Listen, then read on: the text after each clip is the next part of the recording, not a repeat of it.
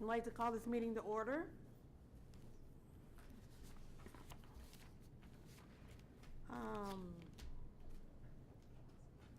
First thing we're going to do is elect a chair. Is there anybody out there who would like to be the chair? Hello? Hello? Guess not. Madam Chair, if you're accepting nominations, I'll nominate you for the chair for one more year. Okay.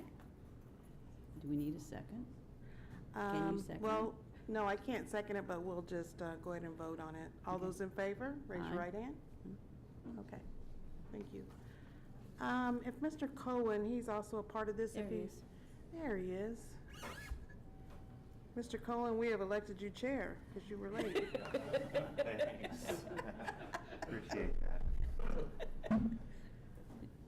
Actually, we voted for me, but if you want to re-vote, fine. we can. No, I agree. Are you sure? Okay, all right. You might not like how I roll my meetings, I roll them. Okay. First thing we're going to do after the election of chair, then we will approval of the minutes from November the 18th. And I read through those.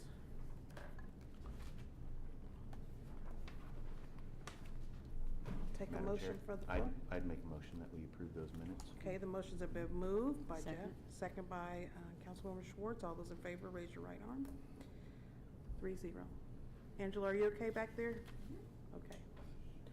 All right, next we want to talk about what we're here for, and that's the ordinance of the concerning bicycles, roller skates, and skateboarding. The proposal. I think there was a lot of question regarding safety, regarding residents that live downtown. And so I'd like to open it up first with people that would like to speak. I'm going to let everybody know that this is probably going to be a two-meeting process. So I want to take our time. And I want to make sure that you guys have ample enough time and you feel, Councilwoman, you want to come up here, Karen? And join us, please. And I want you to feel like you have ample enough time to present your case and also to ask whatever questions. Having said all that, I'm going to limit you to 4 minutes, but we will maybe extend time because we do need to make sure that we cover all the bases. I don't like to propose or change an ordinance without making sure that we have covered and everybody is satisfied. Can I have legal staff move to the front for, please, too? Luther, yes, please. Thank you.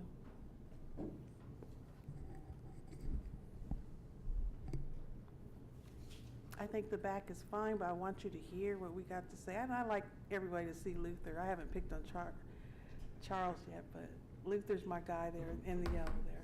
Okay. First person up is Linda Witterlin. Is that how you say it? Whitler? Is she here? And I know that she did present some, Mary. here's Mary. She did present some photos, and I didn't get a chance to look at them. I don't know if you guys did, but they were very, very good photos. Okay, Carl Bundenberger, I'm just here as a resource, so you can. just put you down as resource. Okay, you don't want to say anything? And I'll need you to go to the podium to speak, so if you'd like to add anything or say anything, okay? Oh, this is going to be fun. Mr. Fry, Vince Fry with DTI.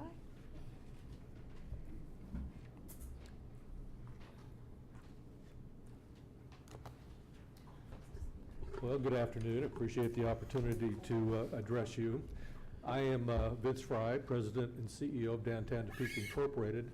I came before the council the evening the ordinance was introduced, and I told you of the support DTI as an organization has for this ordinance. In addition, I've spoken to merchants and residents downtown and expressed their support to the city staff as well as the Bikeways Committee, and now I'm expressing it to you. A lot has been discussed about some of the damage that has been done recently with regard to the pocket parks. And indeed, there has been some. But this goes back for years. And there's been thousands and thousands of estimated dollars in damage over the years. I've gotten a lot of calls from property owners that are in support of this ordinance. A lot of money has been invested downtown, and certainly with the enhancements that have been added here recently, property owners want to protect their investment. So that's certainly a reason why this ordinance is being considered. But, you know, the main reason is for safety. And we want to be inclusive for everybody to come downtown. But safety is first and foremost. And we have certainly had issues. Recently, we've had a cyclist who was hit by a car as he went down a sidewalk in the wrong direction in the area that we're proposing for a dismount. We've had a small child who stepped out of a building and was hit and injured badly. We've had skateboarders who are very good at skateboarding, but occasionally wipe out. And one of them recently just missed a mother and her little boy walking down Kansas Avenue. So again, safety is really first and foremost. Ironically, there is an ordinance in place that it's a dismount zone, primarily of all of downtown Topeka. And this ordinance narrows that to basically Kansas Avenue, Jackson, and Quincy, which happens to be the new historic district also. So it makes sense to limit it to a more narrowed and very heavily pedestrian area. The comment the other night that Councilwoman Clear made about one of her constituents, an elderly woman that came downtown and felt very scared because of all of the cyclists going by and wouldn't come back, really stuck with me. And this is not what we want downtown. And again, there'll be more and more people coming downtown, and we just want it to be a place of safety. So we know this ban has been in place for years in Lawrence and Manhattan, lots of communities around the country. We just think it's time here. And if you approve this ordinance, not only will it take care of the safety issue, but at the same time, it will take care of future damages too. So I think it's very important that you all consider this and hopefully pass it. Thank you, Mr. Fry. Are there Thank any you. questions for Mr. Fry? I see none. Thank you. Edie Smith?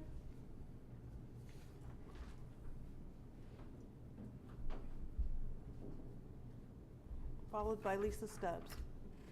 I'm actually going to take off my DTI hat and be resident property owner at this moment. I'm the one that Vince referred to hitting a bicyclist. I also am the one that witnessed the young mother and her child who just about got wiped out by a loose skateboard. I'm very concerned, not just for the pedestrians, but also for the skaters and the bicyclists. I mean, it's a horrid feeling to hit somebody. Fortunately, he was not injured much, but the situation that we keep seeing, and many of you, if you drive the alleys, you drive the streets, you're aware when you pull out of a parking garage or you pull out of the alleys that you really have blind spots. If you're a pedestrian walking down those streets, then, excuse me, you have time to react, both the driver and the pedestrian. But if it's somebody on a bicycle or a skateboard, they're going so fast that there's no time to react, and that's what happened. I hit the young man. I mean, he wasn't there, and then he was. And so that's my big concern. I don't ever want anybody else to have to experience that. It's a terrible feeling. And it's something that I think this ordinance can help define some parameters to where these people, they can be on Quincy and Jackson, and then they can walk into that area just like the rest of us. And it'll be a much safer environment for everyone. Our son-in-law's a skateboarder, our grandson's a skateboarder, so it's not something that we oppose. We love skateboarding because it's part of our family, but we're worried about the safety of them. Thank you. Thank you.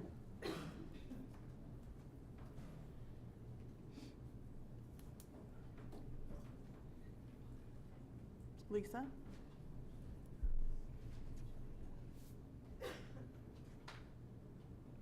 Good afternoon. You're going to hear some repetitive conversation, I'm afraid, but first I wanted to kind of set the tone a little bit, because I think sometimes when you look at making a restriction, you know, no matter how common sense it may be, people look at you as you are the anti.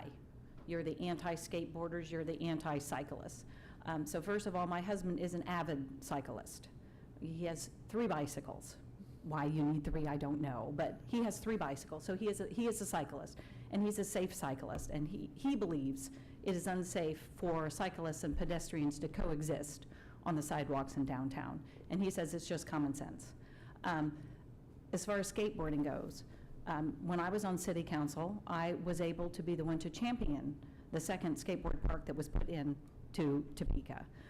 It had been listed as something that my district wanted to have in District 7, and I took their good idea and we put it over by Washburn University instead, because that was the better place to have it. We included skateboarders in the design. We had a group of young people, we had a group of 20-something, we brought in experts from across the country so it could be a certified facility. So I am not anti-skateboard, I'm not anti-cyclist. I am, however, anti-dangerous situations.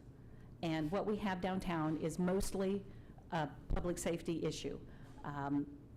The damage that has been done, we've witnessed ourselves. My husband has actually been assaulted by a skateboarder, and so it was a very frightening event for us. But there are laws on the books that those things can be pursued. Now, the personal property damage, I think you heard from your city prosecutor, I believe it was, who mentioned how difficult that is, and I don't think it's a wise use of resources to allow activity to occur that you know is never going to be prosecuted. I mean, the city has far better ways to spend their money for public safety than to try to go after personal property damage done by skateboarders over time when you cannot pinpoint one person that is responsible. It's the use of different facilities that were not intended for that kind of activity.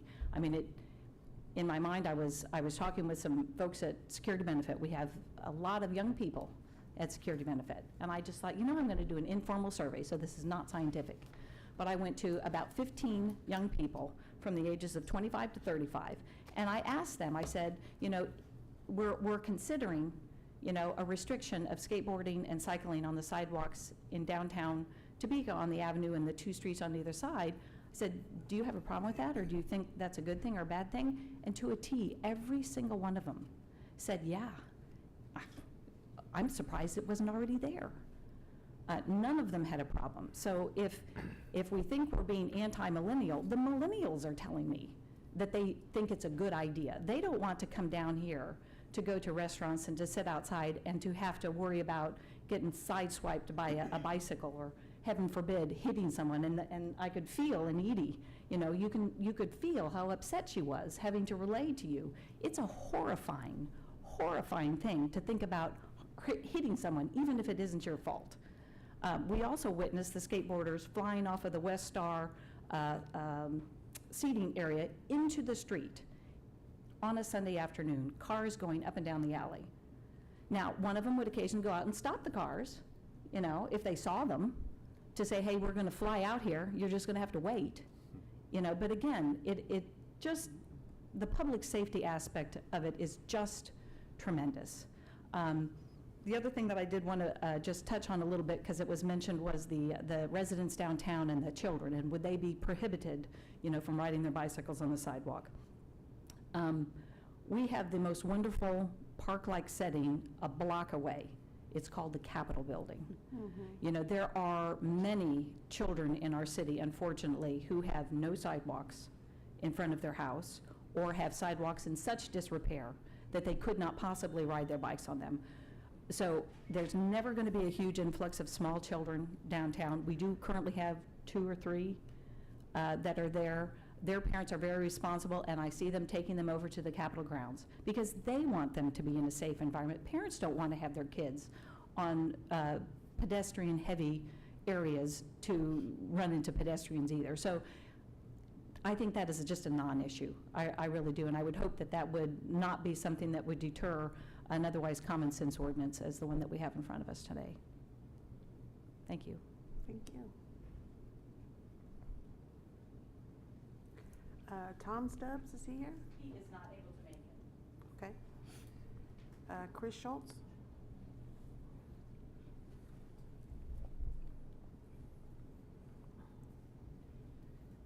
Hello, thanks for the opportunity. I would say that if I was an armchair critic sitting at home, that I would say, this is like Footloose. You're telling us we can't dance. Or I would say that, it's like, you kids get off my lawn or something. But the whole thing is that it's not my lawn so much as it's our lawn, and it's how we need to make it safe for everybody.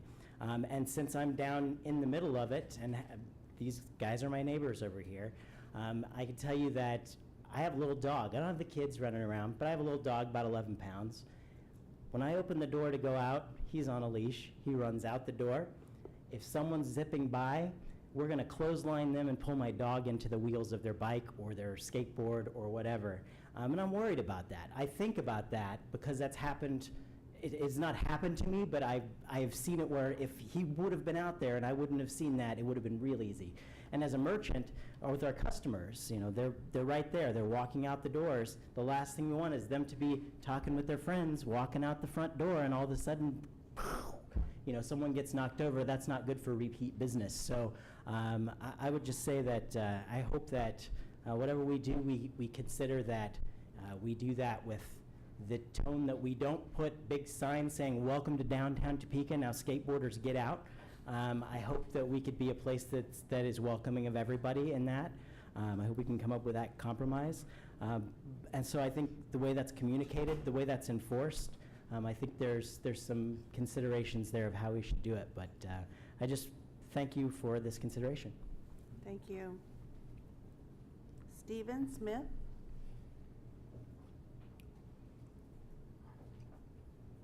Hi, I'm down at 931 Kansas Avenue and been down there since 1978. And it's been a joy watching the city redevelop. Been fun. In the fall, I was just walking down the street in front of what used to be Ray Beers. And as I was getting ready to go across Kansas Avenue, a bicyclist came up going east on 8th Street and we connected. Fortunately, he wasn't going that fast, and I was cooking right along. I was able to grab him, he grabbed me, he had his helmet on, and we said sorry to each other, and he knew he was in the wrong. But he rode off and I limped off. So that was the way that was. I also have the privilege of serving on the Incentive Grant Program Committee, and we take requests from people wanting to redevelop their businesses downtown that you're well aware of. And so we take and say yes or no to their proposal, and we spend your money, basically. So to me, it makes sense that when we're real concerned about the safety of the bicyclists, the skateboarders, and the pedestrians, we're also concerned about the safety of the buildings. So if we're investing money on buildings, we should make this small step to help keep that safe for them as well. Thank you. Thank you. Al, is it Strutman? And Al bought us some spice here. Thank you for hearing me. Yes, I'm Al Strutman with Moberts, moved down in October, downtown. I went out on the internet to get all sorts of data because I believe in data-driven decisions and everything. And then I'm looking at all my data, I'm going, no, they probably don't want to hear this, they probably don't want to hear that. From the safety committee standpoint and being safety, there are, Topeka's population today, I looked this up just to see because we're at 127,473 officially on the website, which was less than what I thought. And if you go out to Consumer Product Safety Commission and you look at the statistics of how many accidents were caused or involved skateboards or scooters, unmotorized, was 177,508. That's quite a bit for a year. And then out of those, and with that, those accidents and lawsuits, I couldn't find a statistic because I was wanting to see how many lawsuits or anything coming out of that. Reason lawsuits, from a legal standpoint and liability, I also went on skateboarder laws in general, looked at on the thing, and was talking about the landowner liability issues that run around this in Quad Cities. As a city, I want us to be smart. I don't want to pay money to people because they did something unsafe and we left ourselves wide open for liability issues. And I don't think we need to recreate the wheel. I mean, our other sister cities have already got ordinances like this, especially in high pedestrian areas. I'm looking at Topeka going, I hope it grows. That's why I moved downtown with the downtown revitalization, is I see a lot of potential and growth in that. We've got to be forward thinking, yeah, look at the foot pedestrian traffic right now at noon. It's pretty heavy. Now you take that into the Kansas concert that's coming up in June and put, a couple 100,000 people running around down there. Do I really want somebody on wheels running through a crowd of people that are on feet? No. Do I want them during the day going, if it's nighttime? Probably a safety issue of being after dark, but yeah, there's a lot less foot traffic. Yeah, I might be okay. Yeah, it's like, sure, go ahead and drive down there, but don't tear up the properties. But let's just keep the safety issues and do that. I have personally almost been hit by a bicycle just going out my front door. We've got a couple characters in town that like to ride around their bicycles downtown, and they love to whistle and make noises and everything, which is really great. But when cars are honking and everything, that's not awareness. It's personal awareness for everybody being out there. So I'm trying to be not long-winded. I'm real good at being long-winded. Fact sheet, shared that with you. You got the numbers on that. And it does seem that Grand Rapids, Michigan says the same thing, and there's lots of other reports out there, the exact same thing. Talk to the skateboarders. I've confronted them out front too. Some are great attitude. They are ignorant of the fact that, hey, you're tearing something up. And they're, well, I don't look at it as tearing up. And then I've got other ones that got the attitude that I know my rights. I can do what I want. So it's kind of like, and it seems like everybody's having the same responses. So we're not unusual. We got the same situation a lot of other people do. I think we can probably find a good answer for this. Go Topeka. Thank you. Linda?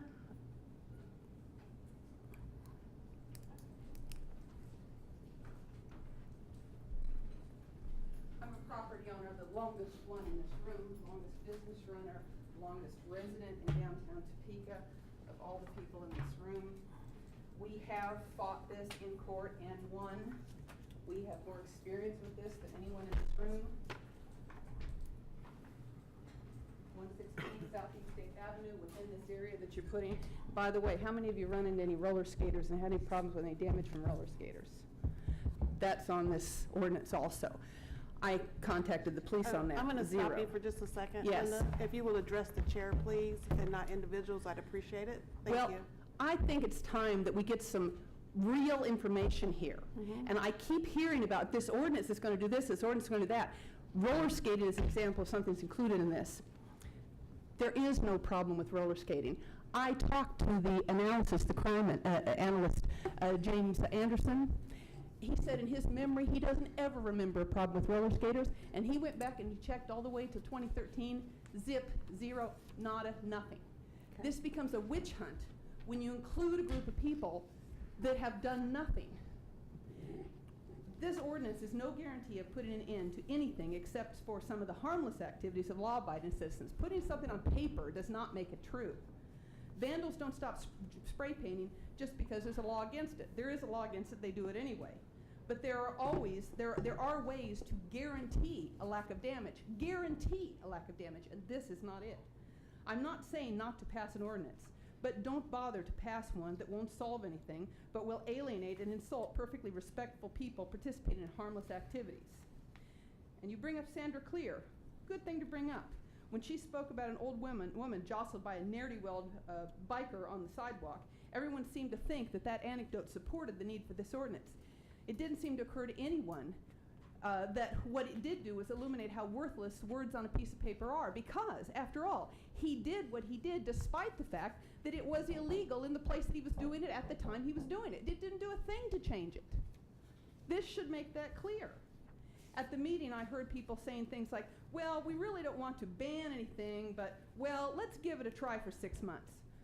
We give something a try when it's already been established that even if it did any good, which it won't, if it fails to do, it would fail to do anything for City Hall itself and the majority of the other places. In fact, you mentioned the Capitol. There's been, I would guess, probably in the hundreds of thousands of dollars done to the granite damage over there, and we're going to ship our problems over to the Capitol? How is that an answer?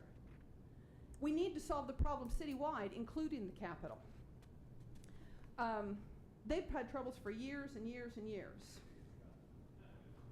What's more, the supporters of this ordinance continue to ignore the fact that they have included in this skaters, as I mentioned before, there is no problem with. And I go back again. The crime analyst said zip. The fact is that most of the problems cited can be and should be handled not with a new law, but with some common sense planning. Common sense that could have been applied while those concrete benches were still on the drawing board. But it's not too late now. The mistake can still be rectified. If done right, the outcome will not be to cut down on damage, but to eliminate it. I roughed out an image that you see there where I took the concrete benches, and I used an example of the kind of stoppers that people can use that will make it not at all it's something that can be used for a skate park. Right now it looks like it was designed to be a skate park. And you know, there's a business that works nationwide, and all they do is produce things that keep people from using places like that as skate parks in downtown areas. That's all they do. Did we ever look into anything like that? Did we go into this with our eyes open when this problem has existed for decades? It looks to me like the answer is no. Instead, we designed something that's just inviting them to come in, and then we wonder why we have the problem. In fact, you have a person on your council who would be a very good resource on this, because he's an old juvenile delinquent, I understand. Not exactly. With the feature on that order, no question the damage would come to an abrupt end. And as far as your skateboarders doing other things downtown, stop laughing. As far as the skateboarders doing other things downtown, they would not be so attracted to come down here. We would not have too many numbers of them in the first place if we didn't provide all these skate parks for them. If we get rid of this attractive nuisance, and that's what they are. We think they're just pretty, but they're attractive nuisances when it comes to the way they're made for the people that do not just skateboarding, but jump biking, and not biking. I'm not talking about the 3 bikes that, you know, somebody's husband owns. I bet none of those are jump bike with a 6-inch peg sticking out the edge that did $1,200 worth of damage to our building in seconds. Seconds, which we prosecuted and which we won. It can be done. You have about 30 seconds, please. Well, you're going to have to read the rest. But by the way, these things I put on there, they also would help elderly people stand up off of those benches. My mother, she could have walked to there when she could still walk. She just died this last summer, 97 and a half, but she couldn't have gotten up off those benches because there was nothing to get a hold of. So if we add something like that, we can do it. The pencil, by the way, if you notice the bench by the pencil has no damage at all. You know why? Because the pencil's protecting it. Now, if they're getting up on the pencil, we need to add one of those little pocket clips to the pencil, and then they can't do anything on it either. There are ways around this. And as for the people rushing by the doors of the buildings, take a page from the cafes. The cafes, they protect their tables and stuff with rails that come out. You come out with a 3-foot rail on either side of a door. Now, when you walk out, you can see everything. You're not going to get smashed into by anything. And you take advantage of that, like Prairie Glass did, and you put a lovely sign so that half a block away, people already see your business. You've just made yourself more visible. I have an example here of a railing I did where I even added a place they could put a Christmas tree. So we can utilize, you know, what we can add to it for more than one thing. You know, we need to do some thinking outside the box, not simply let's ban everything. There's all kinds of people that do these things that are not hurting anything. And as for this dismount zone, somebody show me how you dismount a pair of roller skates. It can't be done. You have to sit down and take them off their apparel. And somebody at the meeting said, well, we don't want to actually ban anything, really. We don't want anything negative. So let's have a picture of someone dismounting a bicycle. I'm a graphic artist. Show me how you show that someone's dismounting one rather than mounting one. And if you want to picture somebody walking a bike, fine. So you have a picture of somebody walking a bike, somebody with a skateboard tucked under their arm, and somebody with skates slung over their shoulder, stepping on glass as they walk barefooted through downtown. Thank you, Linda, for your testimony. Appreciate it. Okay. Is there anybody else that would like to testify before we close this period? Okay, seeing none. I do have some questions, Jeff, or does anybody, Karen, anybody have any questions that we want to ask? Yes, I do, go Madam ahead. Chair. And this is probably more for legal. That's fine. We've traveled, my husband and I have traveled extensively over to many state capitals in our previous professions before we retired. I honestly don't remember seeing a bike on any of the streets in any of the other capitals, or roller skating or skateboarding. Is it pretty common that they take downtown streets and say you can't have wheels of any kind on the streets? I mean, I just don't remember any cities that we've been in state capitals that they had anybody riding bikes and roller skates and boarding. We have 3 lawyers here, so I don't know what other cities do except for Lawrence. And I don't know whether Mr. Gagne. All right, again, I can't answer that question because I don't know. I've never done the research. Mr. Kidd or Mr. Gagne, are you The only aware? ordinance I looked at was Lawrence because it was specifically referenced when we were putting this one together. And I remember seeing signs that said no skateboarding, roller skating, or bicycling on the main streets, even in DC. You just don't see it. So I guess we're not reinventing the wheel. I mean, are we? I would agree with that, yes. Okay, thank you, yeah. Mr. Cohen, do you have any questions? Yeah, I'd like to know, thank you, Madam Chair. Who would monitor these skaters' activity? Who is that up to? Is that up to the businesses, or are we gonna have a designated officer monitoring Kansas Avenue for skaters? Do we know? I don't think we can have an officer designated to anything, but I think this gives us a little leverage if something was to occur. And correct me legal if I'm wrong. Do we have community police in the area? There are community officers, but I'm not sure that there's one assigned to the specific downtown area. But There is one assigned to that would be considered the Monroe area, Okay. or NIA. But again, they would have to be alerted to that this was going on for them to monitor it, not just sit out there. what this would do is it would give the police the ability to, instead of waiting for the damage to occur, or waiting for an injury to occur, it would give the police the ability to take some type of involvement to stop behavior before it gets to that point. If somebody calls in complaining about people skateboarding, or the officer is driving by and sees skateboarders, they can intervene at that point instead of being called 2 steps down the line when something's actually been broken, something's been damaged, or somebody's been hurt. What would the penalty be for skateboarding downtown? Has anybody thought about that? Yeah. The ordinance, as it's drafted, is listed as an unclassified misdemeanor, which the maximum penalties would be a 30-day jail sentence and up to $499, just like any unclassified misdemeanor currently. Now, that doesn't mean that the municipal court couldn't set a fine for it, but right now I don't think there's a set fine drafted into the ordinance. That was up to how much of a fine? $499.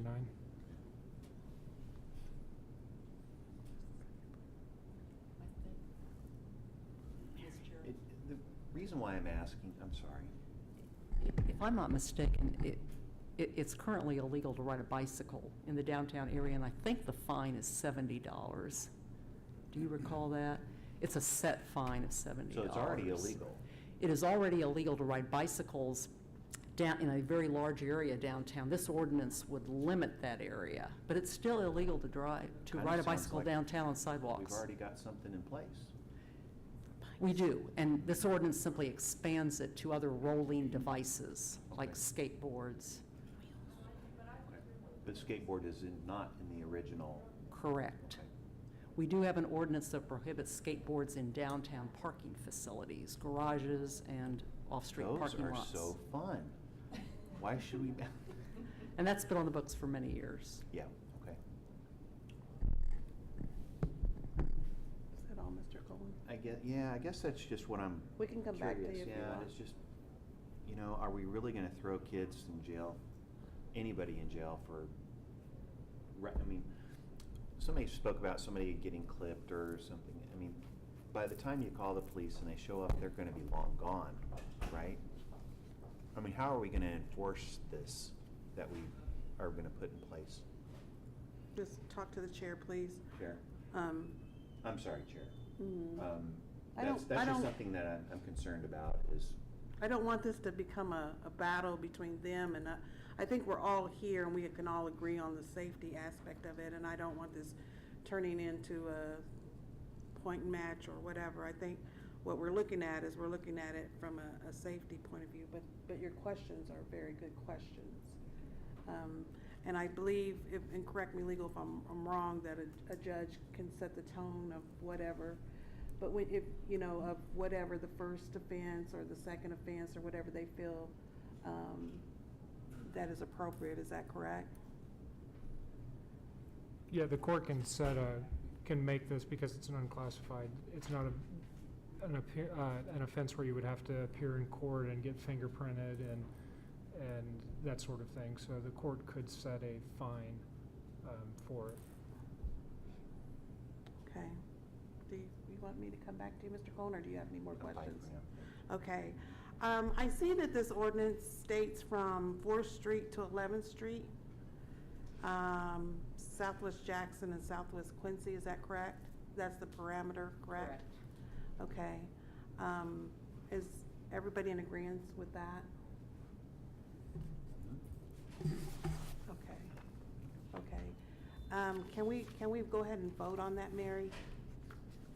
Or can we let you know that we're all in agreement with that? You or can is- make a motion to Okay, approve I'll the make a ordinance. motion that we are all in agreement with 4th to 11th Street and Southwest Jackson and Southeast Quincy Street. Karen, do you have any concerns or questions? I'll make that motion. I think is this on? Okay. I'm not sure the question at hand is limited to that zone. And I've heard a lot of it. What I'm hearing, for instance, is that on not just this issue, but a lot of them, if we're gonna have a law, let's enforce it. I hear that from citizens on a lot of things. And so when you hear the question today about what's the fine, there's been some discussion that, if it's, what's an appropriate fine? It should mean something if it's important to us as a body. People's concern about the size of the district has had to do in large part, from what I've heard, on whether the police would really be present. When the Bikeways folks talked about it at great length, it was settled on just being on the avenue because that's where the bike police are already. And so it seemed like it might be a more manageable way to start. It is very understandable why the downtown folks would like to stretch that a little bit, but the concern was, is it really going to get enforced, or is it just going to be discretionary or occasional, which would not send a clear message to everyone that it really was the law and that the city meant it. So I think there's that push-pull. When Councilman Cohen brought up one of his questions, I haven't had a chance to talk to the chief, but as the DTI merchants and others visit, we have community policing districts, which are very big. There's a community police officer assigned to downtown, but that person has half of central Topeka. And they've done a remarkable job, I think, being downtown as much as they have, considering how big their district is. But, maybe for downtown, we need to talk to the chief about whether they could create, for lack of a better term, an officer-friendly, whether we need a beat officer downtown now that would be available to everybody for a variety of reasons that could really enforce a territory like this if we choose to set one. Well, I would let the chief do that at his discretion. I would hate to tell him what to do and how to do it. I think this sets a strong message that we don't want this and we're not going to tolerate it. I went to lunch today at 1:15. I was at Subway. In 10 minutes, I seen a bicyclist go down the sidewalk, and he was flying down the sidewalk. I think in council meetings, I've asked this question. They're not supposed to be on the sidewalk, and they're steadily on the sidewalk, and it is dangerous. And Edie, I almost hit one coming out of a garage. So I know how you feel. And he cussed at me like I was wrong because he was on the sidewalk flying. So I understand. I understand that, but we've got to start. If this is what we want, we've got to start somewhere. And So- it did make sense to take it from that huge BID district, which is where this all started. You know, it's illegal right now all the way from the train tracks to the other side of Topeka Boulevard and all the way from the river up to 12th Street. And so it did make sense in terms of the enforcement to narrow it into something much more intuitive as well as enforceable before we laid into much more serious enforcement. So I understand that side of it too. Just Well, I will make that Conversation. motion. Yes. Madam Chair, are you making a motion just to approve the area or Just the to entire approve- ordinance? No, just to approve that area. Oh, you wouldn't, I'm sorry, I I misunderstood. need to do the whole, You don't need to, is that in here then? yes, Okay, the geographical area is in the ordinance, Okay. so you don't need a motion to okay, approve that. that's fine. Let me see what else. I've read so much of these minutes and so much of this other stuff, I want to make sure. I heard somebody said, and I don't know, I've had a lot of calls and stuff, that there was going to be a pocket park with a skateboarding facility in it. Or is anybody aware of that? Okay, at one of the corners, because if that's the case, and we're trying to do this isn't gonna fly. So there's nothing like that. Madam Chair, Yes. I'm not sure what your source is, but I know that part of Mrs. Windler's comments was she was worried that the design of the fountain at Capitol Federal would correspondingly, like the West Star benches, not have the skateboard proofing in it and be But it's not a attractive. skateboard pocket park. No, no, no. That's my question. I don't know what your source was, like I said, but I know Mrs. Windler was worried about that one. Okay, and I just wanted to make sure that I understood that. Is Hills going to have a pocket park? And if they do have a pocket park and it was more closer to them, would this ordinance also protect them? Is the Hills Eighth Pocket Park and, going to be within the geographical distance? Oh, theirs isn't gonna be in front of their building, it'll be on the avenue? Okay, so then it would apply the prohibition. Okay. Because I heard that they were gonna have it closer to them and then on the avenue, so I just wanna make sure. And I know that this ordinance protects,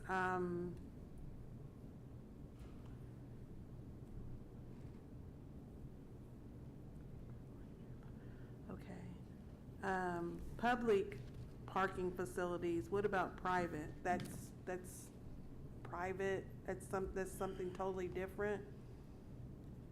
Like this has public parking facilities. What about private? Do we have any private facilities downtown? How would that affect them? They would have to, if something was to happen on their property, they would have to deal with it separately? If there was a skateboarding incident on a Uh-huh. private parking lot, Uh-huh. well, this would not cover it because this only covers public sidewalks and pocket parks. Now, a private property owner can eject a skateboarder for being on private property, so that would be the remedy of the private property owner. Okay.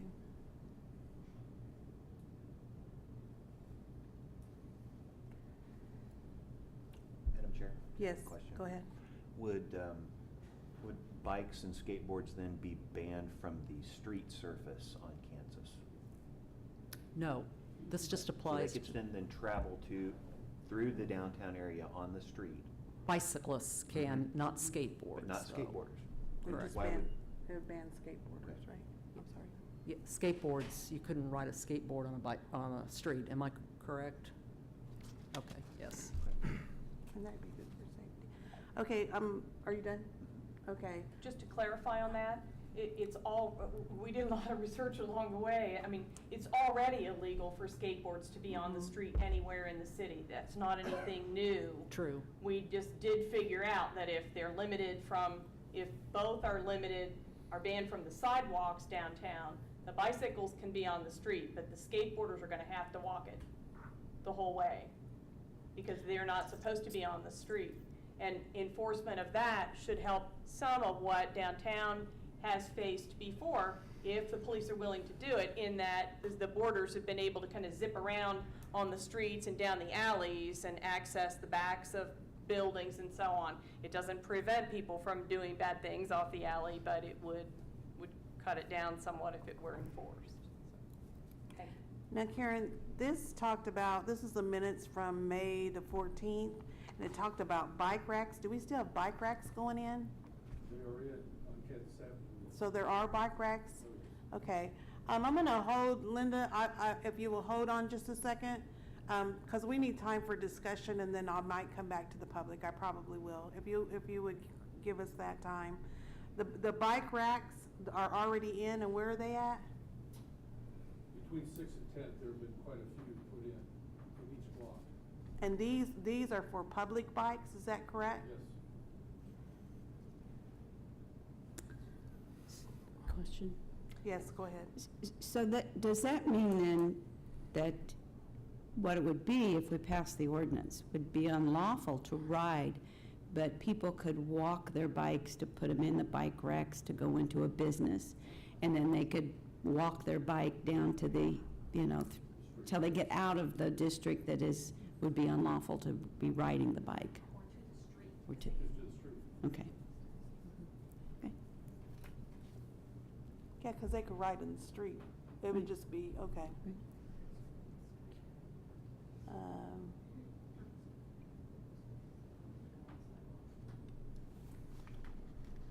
There was something else that jumped out at me. There was a comment in here, and it looks like, Karen, maybe this is from you, that you stated state law defines skateboarders as pedestrians? Is that correct? That's what we learned. Legal, is that correct? I don't know if that's correct, but that's state law. It wouldn't apply here.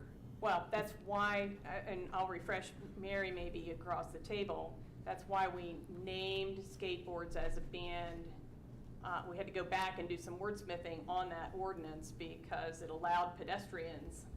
So I think, Mary, it was your legal writing that added them by name, which then sort of trumped state law and said, well, for our purposes, downtown skateboarders are not pedestrians and they're not allowed to. Correct. We define pedestrians in the ordinance. And that's what the defiance is for? Correct. Okay, I think that's all that I had. Anybody else? Karen, did you want to say anything? Well, one thing, I think the comments that Linda brought up about environmental design are smart for all of us to think about, because we can regulate, but there's still risks of somebody walking or running or whatever close to a doorway. And I didn't look at the examples really closely, but a lot of times you do see merchants that even would put kind of the cityscape type of trash container, the nice, pretty container that then you drop the bin in right outside the door, which simply pushes anybody who's going by out farther. So you've got a little better protection if you are stepping out of the door. And so those are things I think that the downtown designers and merchants are thinking about now already anyway, but I think her points were well taken with environmental design. I agree, but we can't make them do any of that. Understood, but on the other hand, as we think about whether this is the best thing to do, and I'm not saying yes or no, to keep in mind that there are other strategies to solve some of the things. Yes. Madam Chair, I don't know if you're ready for a motion yet, but I think we've heard a lot more than what we had the other night at the meeting, which I really appreciate, especially the business owners coming down and letting us hear what they felt. And if we had heard from a lot of cyclists and bicyclists and roller skaters and skateboarders who came and said, you know, please don't do this, but we had one person here that was, you know, not to pass this. So with that in mind, I'm going to make a motion that we pass this out back to the council and recommend the ordinance as it stands. So, Is there a second? Sure, I'll second that. Okay. I would like to, thank you. There was two people that had their hand up. I think it was Mr. Spice and Linda. If you want, if we'll go in that order. Would you like to comment again? I was just gonna say, I had. Can you come up to the mic? I apologize. It's for the people at home.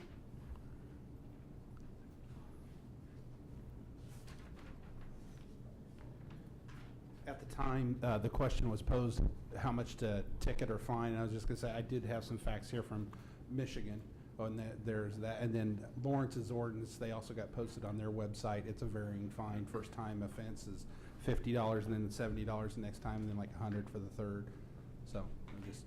Thank you, and I think we have that in municipal court. The judge kind of looks at that. Linda? Also, Merle had his hand up. Okay. Please. Karen made the point, and I feel like everyone missed it, that it's already illegal to take roller skates or skateboards on the street. And yet what I was hearing, we're worried about hitting people with their car, and we have almost hit someone with a skateboard, or we did hit someone with a skateboard. Well, the car, I assume, was on the street. Not my car. My car was coming out of the garage. No, that's a street. It's illegal to be there. It's illegal to be on alleys and streets and whatnot They with were on the skateboards sidewalk. already. They were on the sidewalk. How can you hit them if they're on the sidewalk? Because the door comes out and Are you then talking this- about the cross areas? Yeah. Okay. And he all right. was flying down 4th Now, Street. Let's say the skateboards do. Now, I still haven't heard the statistics on the people here. I know from the police, how many of those had shoes on their feet with wheels on them called roller skates, which you cannot dismount. The one person that you're hearing from lives in the small area that you're talking about, this one roller skater that you're hearing from. And you are asking me, if I want to roller skate, that I will have to leave barefoot and walk to a place where I can do this very simple, not hurting anyone task. And I might point out that once again, if you pass a law against something that there is absolutely no threat from, there's no history from whatsoever, how do you not call that a witch hunt? I have heard no discussion about roller skating, and this point that I'm bringing up over and over again. You keep lumping it in with everything else as though it's the same thing. But I don't hear anybody talking about unicycling. I don't hear anybody talking about segways. I don't hear anybody talking about pogo sticks. Why? Hasn't been a problem. Well, roller skating has not been a problem either, and I think it's really unfair to include this when the police themselves say, no, no problems. That's one of the reasons I'm so passionate about this. I don't understand how you can go after a group of people, or even if it's just one person who obviously doesn't count, who lives here, who pays into BID every year and has for longer than anyone in this room, why I can't go roller skating. And I was told years ago by a policeman that I couldn't go roller skating on Kansas Avenue because there was an ordinance against it. Turns out there wasn't. But what I would do is I would go up to Kansas Avenue. Before I got there, I'd take my roller skates off, I'd cross barefoot, put them back on, and go on. I didn't do that for very long because it's a big pain to do that. And I quit doing it. I'm owed several years. I could have been roller skating. Thank you, Linda, for your testimony. Mr.?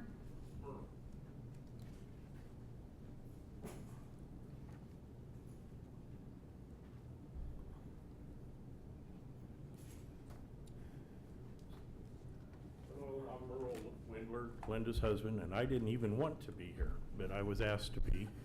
I did a PowerPoint presentation at Karen's request, which I was told your IT people wouldn't let me put on a flash drive on your machines for fear of a virus infection.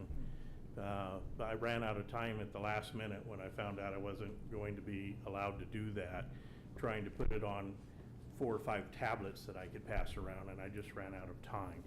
But the points that I wanted to make were, with just 2 or 3 minutes on Google, you can find well in excess of a dozen companies that offer solutions nationwide in the design in the first place that makes it less attractive and eliminates the problem just by it no longer being attractive.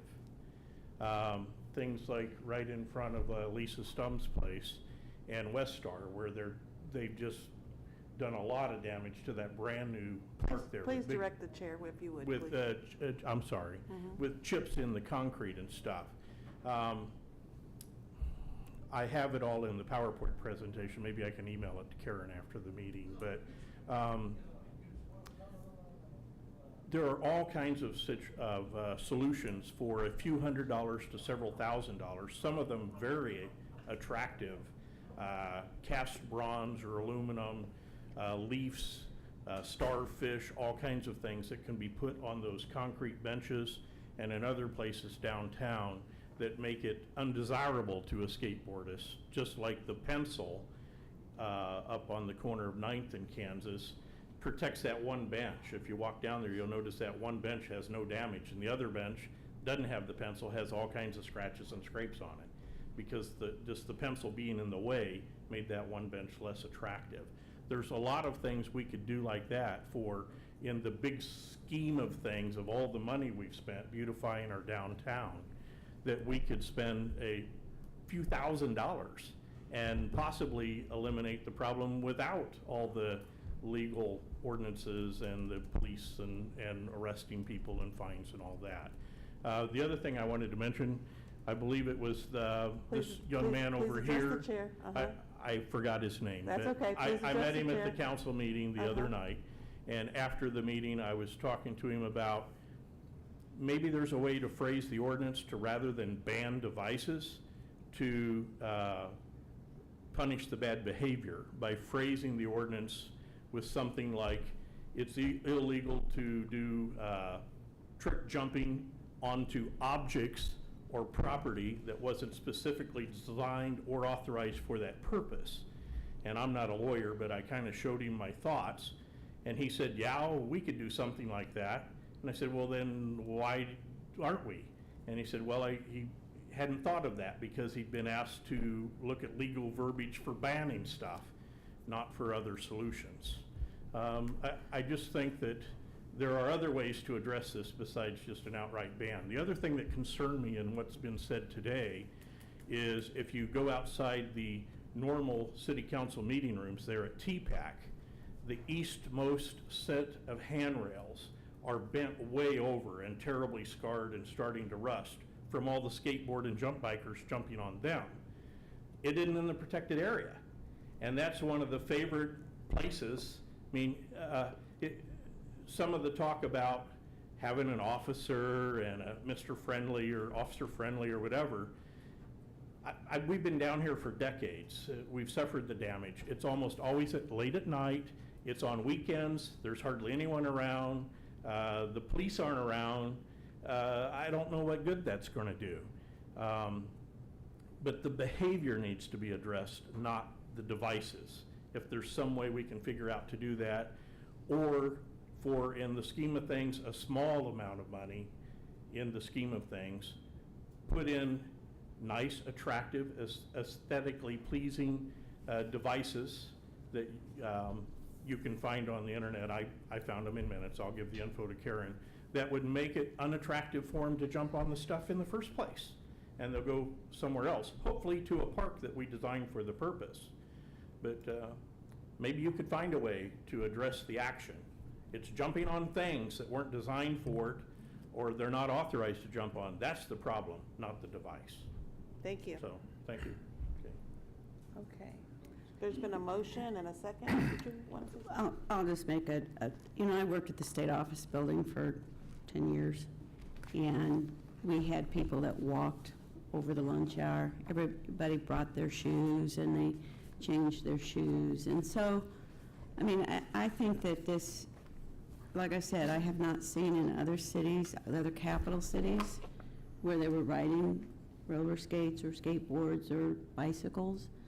And our downtown is looking so vibrant. I went down and got some coffee before I came here, and it's just awesome. And I really feel the business owners down there are really concerned about safety. I'm concerned about safety. If we had a very bad accident, we'd probably have a claim against the city. So I honestly think that it's been good to listen to all the testimony here, but I still feel that we need to pass this ordinance, so I'll call for the question or whatever we need to do. Okay. I too, I think we need to make it perfectly clear. Either it's going to be or it's not going to be, and we have to educate people of what it's going to be or what it's not going to be, so I would support this. Mr. Cohen, do you have anything? Okay, Karen? I will be dissenting, just because we have laws that'll cover this. We have vandalism laws. They're already banned downtown anyway, and under that is why I'm going to dissent. That's fine. Karen, did you want to add anything? Appreciate your vetting this, I think it's important. Okay. Okay, all those in favor, raise your right hand. All those opposed? All those descending? Thank you. All right. Having said all that, I don't think there's any other items. Is there any announcements to come before the committee? This too will go back to the council. I don't know when it'll be back on the agenda. Do you know, Mary? I'll talk to the city manager. Okay. Just wanted to let everybody know it'll go back to the city, back on the agenda. There's still time to talk to council members or get them whatever information. It's not over. It's just something that we studied and we either agree or disagree. If there's nothing else, I will adjourn. Thank you. Thank you. Mr. Green, can I talk to you? So what I found it is. You need more shirts like this.